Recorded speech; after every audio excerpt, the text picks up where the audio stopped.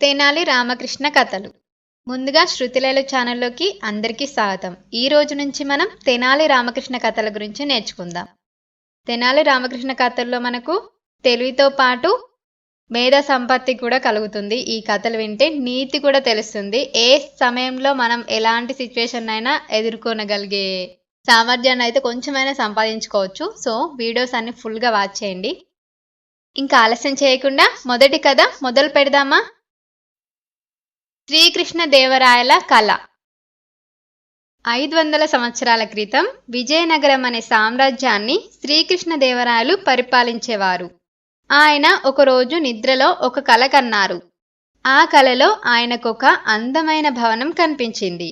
ఆ భవనం ఆకాశంలో తేలుతూ లక్ష దీపాలతో చాలా అద్భుతంగా ఉంది. తలుచుకుంటే చాలు మాయమైపోయే ఆ భవనాన్ని కలలో చూసిన రాయలు ఆ కలను మరవలేకపోయారు. మరునాడు సభలో ఆయన ఆ కలను వివరించి దాన్ని నిజం చేయాలన్న ఆయన గట్టి నిర్ణయాన్ని అందరికీ తెలిపారు. అది విన్న వారంతా అలాంటి భవనంను ఎలా కట్టగలం? అసలు గాలిలో తేలే భవనాన్ని కట్టడం అసాధ్యం కదా అని నచ్చచెప్పడానికి ప్రయత్నించారు.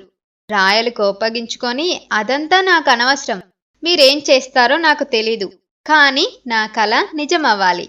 అలాంటి భవనాన్ని కట్టిన వారికి నేను 1,00,000 వరహాల బహుమానం ఇస్తాను, లేదా మీరందరూ నాకు కనిపించకండి అని ఆజ్ఞాపించారు. విన్నవారంతా నిర్ఘాంతపోయారు.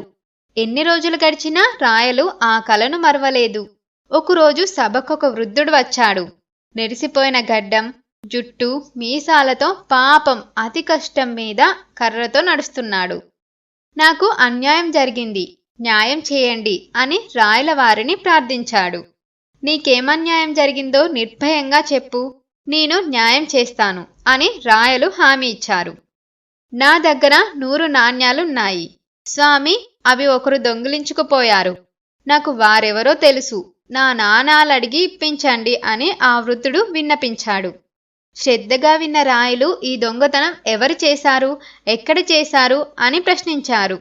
వృద్ధుడు తడపడం చూసి, నీకేం భయం లేదు, చెప్పు అని రాయలు ప్రోత్సహించారు.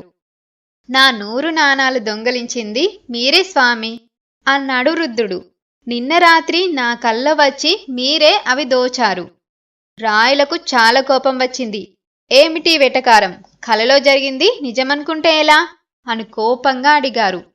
ఈ మాట విన్న వృద్ధుడు తన గడ్డం, మీసం తీసేసి కర్రను పక్కకు పడేసి పగటి వేషాన్ని విప్పేశాడు. చూస్తే అతను తెనాలి రామకృష్ణ.